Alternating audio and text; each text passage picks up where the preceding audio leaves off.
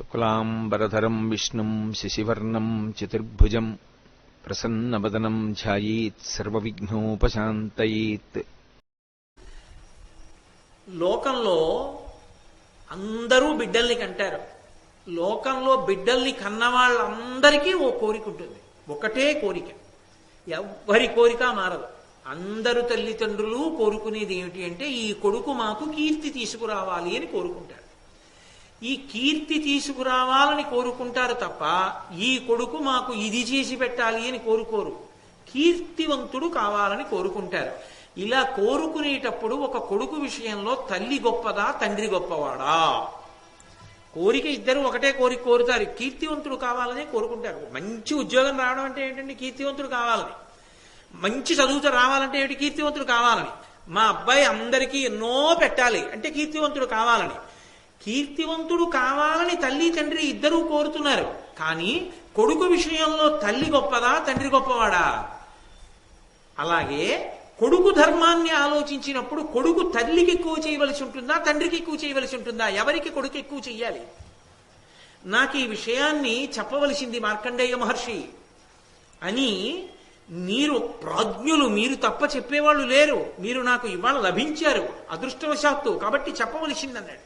అంటే ఆయన అన్నారు, జతనంబు మిగుల మాసములు 9 ఉదరంబునన్ గరము భరంబుతోడ భరించి పదపడి ప్రాణ సంశయ దశ నుండి పుత్రునిగంచు నిందు తల్లి తపములు యజ్ఞములు దానములు వ్రతములు దేవతా సజ్జన సేవనములు కావించు పుత్రుని కామించి జనకుడు ఇట్లిరువుర పాటున సరియ తలప తనయుగని తల్లిదండ్రులు తమకునతుడు భక్తుడగుటకు ధర్మానురక్తుడగుటకు ఆశపడుదురు విను అట్టి ఆశ సిద్ధి పొందజేయనతడే నువ్వే నందనుండు. ఎంత గొప్ప విషయాన్ని ప్రతిపాదించాడు మహానుభావుడు మార్కండేయుడు. ఆయన అన్నాడు, చాలా ఓపికగా భరిస్తుందయా తల్లి కొడుకుని కడుపులో. కొడుకునే కాదు, కూతురునైనా సంతానాన్ని కడుపులో చాలా ఓపికగా భరిస్తుంది అన్నాడు. ఎన్నాళ్ళు భరించాలి?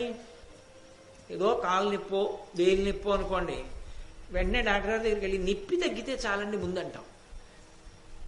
ఆమె ఎన్నాళ్ళు భరించాలి వికారాన్ని? కడుపు పొంగి ముందుకు వస్తూ ఉంటుంది, లోపల బిడ్డలు పెరుగుతూ ఉంటారు, తనకు ఆయాసం వస్తూ ఉంటుంది. ఎక్కడికన్నా వెడదామంటే వెళ్ళకూడదు, గబగబా నడవకూడదు, పరిగెత్తకూడదు, తను తినాలనుకున్నవి తినకూడదు, తను చూడాలనుకున్నవి చూడకూడదు, తను వినాలనుకున్నవి వినకూడదు. వాళ్ళ కోసం అన్ని పథ్యాలు చెయ్యాలి. ఓ యాత్రకు వెళ్ళకూడదు, ఓ గుళ్ళోకి వెళ్ళకూడదు, కొన్ని వినకూడదు, కొన్ని చూడకూడదు. ఇన్ని నియమాలు భరిస్తోంది తల్లి. ఇన్ని నియమాలు భరిస్తే ఆమెకి ఏమిటి నమ్మకం? చూస్తాను పిల్లలని లేదు. ఆమెకి రెండిటిలో ఏదైనా జరగచ్చు. ఒకటి, ఆమె బిడ్డల్ని చూడొచ్చు. 2, ఆమె బిడ్డల్ని కని శరీరం వదిలిపెట్టవచ్చు. ఎందుచేత అంటే బిడ్డల జననమునందు తల్లికి మృత్యువు అన్ని వేళలా శంకయే. ఆమె ఖచ్చితంగా బ్రతుకుతుందని నమ్మకం ఏమీ లేదు. బిడ్డలు పుట్టేటప్పుడు తల్లి వెళ్ళిపోతుంది అనేక సందర్భాల్లో. కాబట్టి తల్లికి ప్రాణశంక కలుగుతుంది. ఇది ఉంటే ప్రాణశంక అన్నదాన్ని ఉంచుకోడు ఎవరు. నన్నయ్య ఒక చోట భారతంలోనే అంటారు, పగయగలిగేదేమి పామున్న ఇంటిలో ఉన్న ఎట్లా కాక ఎట్టులుండు అని. పాము ఉందనుకోండి, అది మన జోలికి రావట్లేదు, ఆ గోడవారి కన్నంలో ఉంటుంది. పోన్లేండి అదే అక్కడ ఉంటుంది, ఇంట్లోకి వస్తుందా ఏమని ఉంటారేంటి? వెతికి మంత్రగాడిని తీసుకొచ్చి పట్టి చంపించేస్తారు, లేకపోతే పట్టించి తీసుకెళ్ళిపోమంటారు. మిమ్మల్ని చంపుతుందేమో అని అనుమానం ఉన్న దాన్ని దేన్నీ మనిషి భరించడు, దాన్ని ఉండనివ్వడు. ఒక్క తల్లి మాత్రం ఇది బయటికి వస్తే నేను చచ్చిపోయే అవకాశం కూడా ఉంది అని తెలిసి కడుపు ఉంచుకుని బిడ్డల్ని కంటది. ఆమె ఇంట్లోంచి ప్రసవానికి వెడుతోంది అంటే తిరిగి తాను వస్తుంది అని నమ్మకం ఏం లేదు. అదే ఆఖరిసారి ఇంట్లోంచి వెళ్ళడం కూడా కావచ్చు, అదే చిట్ట చివరిసారి వెళ్ళడం కావచ్చు. కానీ ఆమె మాత్రం నాకు గర్భం వద్దు బిడ్డలొద్దు అని మాత్రం అందు. ఇంకా చమత్కారం ఏమిటంటే, తనకి ఆపద బిడ్డలకు ఆపద అన్న ప్రశ్న వస్తే పిల్లలు బాగుంటే చాలంట. గుండె కదిలిపోతుందండి. అకస్మాత్తుగా ప్రసవం అవుతున్న ఆడపిల్ల నీకు ప్రసవం అయిపోతోందమ్మా, ప్రారంభం అయిపోయిందంటే, అరే నెలలు నిండలేదు నాకేమన్నా అవుతుందేమో అందో. నాన్నగారండి పిల్లలకి ఏమైనా అవుతుందా అని ఏడిస్తుంది కూతురు. అది తల్లితనం. దానికి నువ్వు ఏమిచ్చి నమస్కారం చేస్తావు? అదే ఆ తల్లి అంటే. అటువంటి తల్లికి కొడుకు ఏమి చేయడం ఎవరెక్కువ అన్న దాంట్లో తల్లిని తక్కెట్లో పెట్టే అవకాశం లేనే లేదు. పో అన్నాడంతే ధర్మరాజుని మార్కండేయుడు. కాబట్టి గరము భరంబుతోడ భరించి పదపడి ప్రాణ సంశయ దశ నుండి పుత్రుని కాంచు నిందు తల్లి. అంత నిత్తురు కారిపోయి అంత బాధపడిపోతే స్పృహ రాగానే కొడుకుని చూసుకుంటుంది. ఇంత బాధ మరిచిపోయి ఇంత నిత్తురు కింద నుంచి వెళ్ళిపోతే గుండెల్లోంచి పాలు ఊరేయా కొడుక్కి పట్టి పరవశించిపోయి. కొడుకు పుట్టాడండి, వీడి వల్ల ఇంత బాధపడ్డాను అని అందయ్యా తల్లి. స్మరించదు. ఏదైనా ఎవరికైనా ఉపకారం చేసినప్పుడు బాధ కలిగితే నేను ఎంత బాధపడ్డానో తెలుసా అంటారు. బిడ్డల్ని పెంచిన తల్లి మీరు పుట్టినప్పుడు నేను ఎంత బాధపడ్డానో తెలుసా, ఎంత నిత్తురుపోయిందో తెలుసా అని ఒక్క తల్లి అనదురా. అదిరా తల్లి అంటే. ఆ తల్లితో సమానమైన పరదేవత తప్ప ఇంకొకరెవరున్నారు నాయన ధర్మరాజా? అందుకని అమ్మ అమ్మే. ఇక తండ్రి తపములు యజ్ఞములు దానములు వ్రతములు దేవతా సజ్జన సేవనములు గావించి పుత్రుని కామించి జనకుడు. తండ్రి ప్రసవ వేదన లేకపోవచ్చు, ఆయన నమ్ముకున్న పరదైవానికి నమస్కారం చేసుకుంటూనే ఉంటాడు. అలా జపం చేసుకుంటాడు, తపస్సు చేస్తాడు, దేవాలయానికి వెడతాడు, భగవంతుడికి మొక్కుకుంటాడు. ఈశ్వరా నా భార్య బిడ్డలు కూడా నాకు దక్కేటట్టు అనుగ్రహించు. భార్య దక్కక బిడ్డడో, బిడ్డడు దక్కక భార్యో నాకు ఉండకూడదు. భార్య బిడ్డ ఇద్దరు దక్కేట్టుగా నన్ను అనుగ్రహించు అని వాళ్ళని కాపాడేవాడు పరమేశ్వరుడే అని నమ్మి సమస్త భోగములు విసర్జించి పరమేశ్వరుని యందు మనసు నిలబెట్టి నిలబడతాడు పురుషుడు. ఆ సమయంలో ఆమెకి ప్రసవం అయిపోయి ఆ పిల్లవాడు పర్వాలేదు బ్రతికాడు అనే పర్యంతమో పురుషుని మనస్సు పరమేశ్వరాధీనమై ఉంటుంది. భగవంతుని యందు పెట్టి ఉంటాడు. ఎవరు గొప్ప అంటే నేనేం చెప్పను.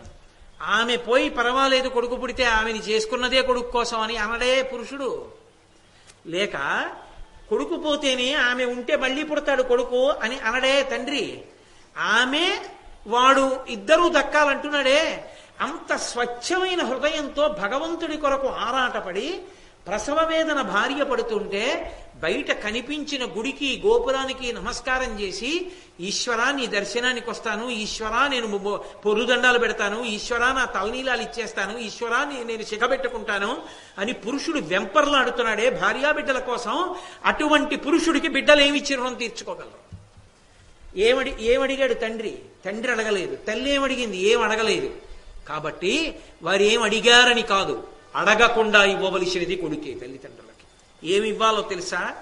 వాళ్ళంటూ మనసులో అనుకునేది ఒక్కటే, నా కొడుకు లోకకంటకుడు కావాలని అడగరు. ధర్మమునందు నిలబడేవాడు కీర్తివంతుడు కావాలని కోరుకుంటారు.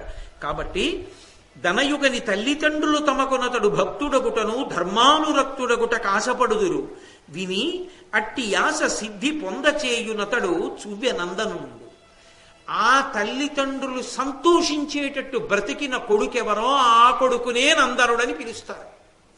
ఎందుకని? కొడుకు యొక్క కీర్తి చింద్రికలకు ఉత్తమ లోకాల్లో ఉన్న తల్లిదండ్రులు సంతోషపడిపోతారట. ఎంత ఆనందపడిపోతారో, ఎంత సంతోషపడిపోతారో. చాలు ఇటువంటి కొడుకుని కన్నామని పొంగిపోతారు. మీరు చూడండి లోకంలో. అందుకే ఎవరైనా ఒక గొప్ప వ్యక్తి కనపడ్డాడు అనుకోండి, ఒక మహాత్ముడు, అయ్యా మీరు ఎక్కడ చదువుకున్నారు, ఏమిటి, ఎటువంటి వారు అందరూ, ఏ తల్లి కంది నాయనా నిన్ను, ఎంత మంచివాడివయ్యా, ఎంతమందికి ఉపకారం చేస్తున్నావయ్యా, మీ అమ్మ కడుపు సార్థక్యం పొందిందయ్యా అంటారు. ఆ తల్లిని స్మరిస్తారు. నిన్ను కన్న తండ్రి ధన్యుడయ్యా అంటారు. కాబట్టి మనం ఆ కడుపున పుట్టినటువంటి బిడ్డలు ఎప్పుడైనా జీవితంలో పెట్టుకోవలసినటువంటిది మనసులో ఒక్కటే, తల్లిదండ్రులు సంతోషించేటట్టు ధర్మమునందు నిలబడాలి. ధర్మము తప్పకూడదు. కీర్తివంతుడు కావాలి. కీర్తివంతుడై ధర్మమునకు కట్టుబడి తాను ప్రవర్తించవలసి ఉంటుంది. ధర్మరాజా, ఈ విషయంలో కృష్ణ భగవానుడు నన్ను ఒక మాట అడిగాడు. పతివ్రతల గురించి చెప్పు అన్నాడు. పతివ్రత గురించి చెప్పు అన్నప్పుడు నందన శబ్దం వాడారు కదా. నందన అంటే ఆనందకారక అని. తనంత తాను నందనుడు ఎవరో తెలుసా? ఆనందకారకుడు లోకంలో ఒక్కడే. నందన అన్న శబ్దం ఒక్క కొడుక్కే అన్వయం అవుతుంది, ఇంకెవ్వరికి అన్వయం అవుతుంది. తండ్రి రహస్యంగా ఉత్తరీయం పెట్టి కళ్ళు ఎందుకు తుడుచుకుంటాడో తెలుసా? 10 మందిలో తండ్రిని చీత్కరించినప్పుడు, చిన్న చేస్తే తండ్రి బాధపడతాడు. అది ఒక్కడు ఉన్నప్పుడు వెళ్ళి, నాన్నగారు మీకు తెలియదండి, మీరు అలా ప్రవర్తించకూడదు, మీరు అలా చేయకండి, దోషం, అలా మాట్లాడకూడదు అని కొడుకు తండ్రికి చెప్పచ్చు, తప్పేం కాదు, ఏమీ తప్పు లేదు, అందులో ఏమీ దోషం లేదు. కానీ 10 మందిలో చెప్పకూడదు, తండ్రిని చిన్నబుచ్చకూడదు, అది మర్యాద లోకంలో. కాబట్టి నందన అంటే ఆ కొడుకుని చూస్తే చాలట తండ్రి పొంగిపోతాడు. ఆ కొడుకు మంచి ప్యాంటు షర్టు టక్ చేసుకుని వస్తున్నాడు అనుకోండి, తను ఇప్పుడు టక్ చేసుకోలేదు, ఆ కొడుకుని చూసుకుని తను టక్ చేసుకున్నంత పొంగిపోతాడు. ఆ కొడుకు నాన్నగారండి ఎప్పుడు మా ఆఫీసులో ఏసీ అనండి, అబ్బా అస్తమానం అంత ఏసీ పెట్టకండి అంటుంటాను నాన్నగారండి అంటే, తన జన్మాంతరంలో ఎప్పుడు కరెంటు పోతే ఉడికిపోయేటటువంటి బాయిలర్ లాంటి ఆఫీసులో పనిచేసిన కొడుకు ఏసీ ఉన్న ఆఫీసులో పనిచేస్తున్నాడని తండ్రి పొంగిపోతుంటాడు. తండ్రికి సంతోషం అంతా అసలు ఎక్కడిదో తెలుసా? నందన కొడుకు వల్లే. కొడుకు సంతోషంగా ఉన్నాడు, తండ్రి సంతోషిస్తాడు. కొడుకుని చూస్తే చాలు పొంగిపోతాడంతే. పాలు అగ్నికి ఎలా పొంగుతాయో కొడుకు యొక్క ప్రయోజకత్వానికి తండ్రి పొంగుతాడు. బయట పొంగడానికి ఎన్నుండనివ్వండి, కొడుకు వలన అది లేనప్పుడు తండ్రికి ఎందు ఆ పొంగు ఉండదు కాబట్టి వాడు నందనుడు కాలేడు. అందుకే కొడుకుని ఎవరినైనా సరే నందన శబ్దం వేసే పిలిచేస్తారు. యశోదా నందనం, దశరథ నందనం, దేవకీ నందనం.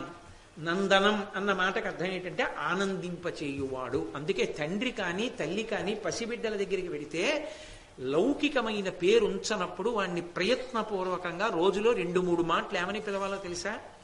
ఒరే నా నందనుడివిరా నాయనా, ఒరే నందనా అని పిలవాలి. నందనా అంటే ఆనందకారక, నేను సంతోషించేలా నువ్వు బ్రతికేవాడివి కావాలి నాన్న అని అడిగినట్టు. అది నందన శబ్దానికి ఉన్న గొప్పతనం. మంగళాశాసనపరై మదాచార్య పురోగమై సర్వైశ్చ పూర్వైరాచార్యై సత్కృతాయాస్తు మంగళం. మంగళం కోసలేంద్రాయ మహనీయ గుణాత్మనే చక్రవర్తి తనూజాయ సర్వభౌమాయ మంగళం. ఉమాకాంతాయ కాంతాయ కామితార్థప్రదాయినే శ్రీగిరీశాయ దేవాయ మలినాథాయ మంగళం. సర్వం శ్రీ ఉమామహేశ్వర పరబ్రహ్మార్పణమస్తు. స్వస్తి. హాయ్ ఫ్రెండ్స్, మా ఛానల్ని ఇప్పుడే సబ్స్క్రైబ్ చేసుకోండి, బెల్ ఐకాన్ మోగించండి, మరియు లైక్ చేయండి, షేర్ చేయండి. Thank you for watching my videos.